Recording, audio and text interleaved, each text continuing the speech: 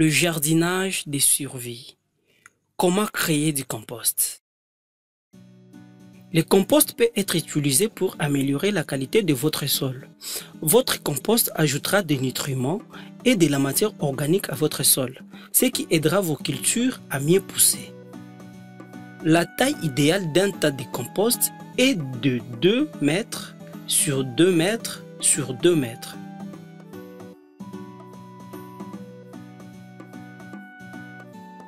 La taille minimale suggérée est d'1 mètre sur 1 mètre sur 1 mètre.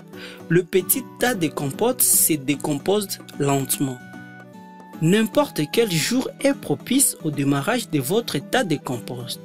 Mais le meilleur moment pour commencer est la saison de pluie. La saison de pluie signifie qu'il y a beaucoup de végétation verte disponible. Le matériel végétal fournit une source de carbone. Le fumier animal ou les légumineuses constituent une source d'azote. L'eau, l'oxygène, les températures chaudes, la pression exercée par le poids du sol et les micro-organismes sont nécessaires à la fabrication du compost. Commencez le tas de compost en créant une couche de fondation de 15 à 20 cm de profondeur.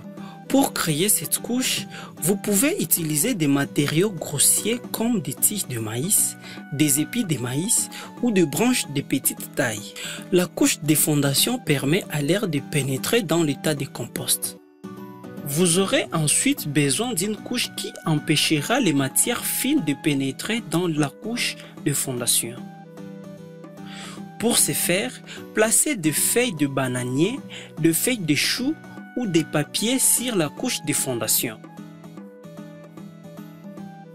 Ensuite, il faut ajouter 25 cm de végétation. Il peut s'agir de matériel végétal tel que de la végétation verte, de l'herbe séchée, de feuilles ou tout ce qui pousse. C'est ce que nous appelons la source de carbone. Une fois que vous avez appliqué ces matériaux végétaux, vous devez arroser à l'aide d'un arrosoir ou d'un autre récipient d'eau. Vous devrez ensuite ajouter 5 cm de fumier animal ou des légumineuses, telles que des haricots ou des pois.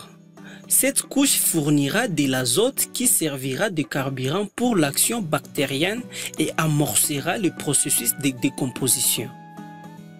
Ensuite, ajoutez 5 cm de terre pour donner du poids, de la pression et une source de micro-organismes au tas de compost.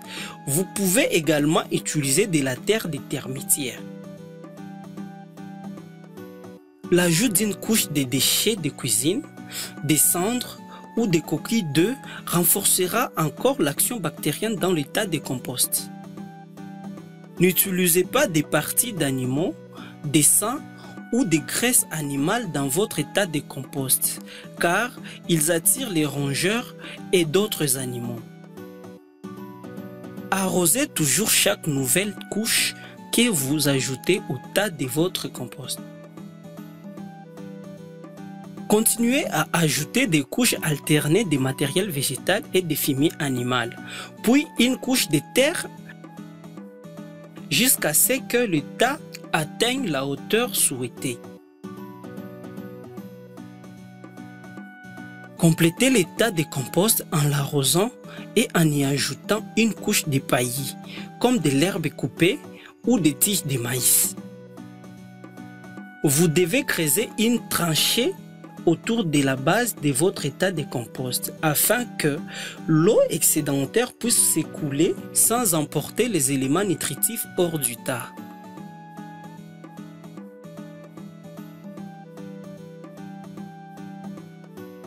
C'est au milieu du tas de compost que la décomposition commence et que le premier compost sera prêt à être utilisé. Le tas de compost se réchauffe naturellement jusqu'à 65 degrés Celsius au centre du tas. Pour voir si la décomposition est en cours, insérez une petite branche d'arbre ou une tige d'acier au centre du tas pendant quelques minutes. Lorsque la branche est retirée, si la décomposition est en cours, le bâton sera chaud au toucher.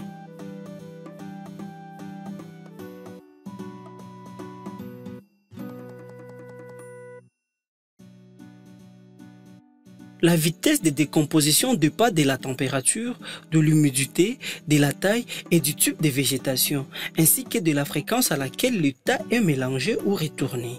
Si vous maintenez le tas humide, la décomposition sera plus rapide. S'il ne pleut pas, vous devriez arroser votre tas de compost une fois par semaine.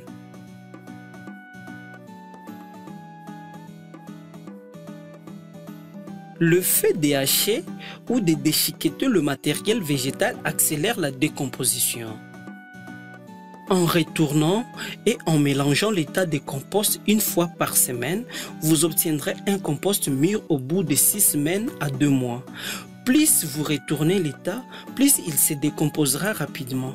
La façon la plus simple de retourner les tas de compost est de les déplacer à côté de son emplacement d'origine en plaçant le matériel extérieur moins décomposé à l'intérieur du tas et en laissant le matériel plus décomposé à l'extérieur. Le compost mûr est brun foncé ou noir, avec une structure friable et une odeur douce. Si vous choisissez de ne pas retourner ou mélanger votre tas de compost, il formera un compost mûr en 6 mois à 1 an. Le compost peut être stocké sans perdre sa valeur nutritive. Maintenez le niveau d'humidité du compost à un niveau bas. Couvrez les tas de compost avec du paillis ou un autre matériau. Non seulement le compost augmentera votre rendement, mais si vous avez du compost en trop, vous pouvez les vendre comme source de revenus. Lorsque les plantes poussent, elles retirent des nutriments du sol. L'utilisation du compost que vous avez fabriqué permet de restituer des éléments nutritifs au sol, ce qui est traduit par une augmentation de la production végétale.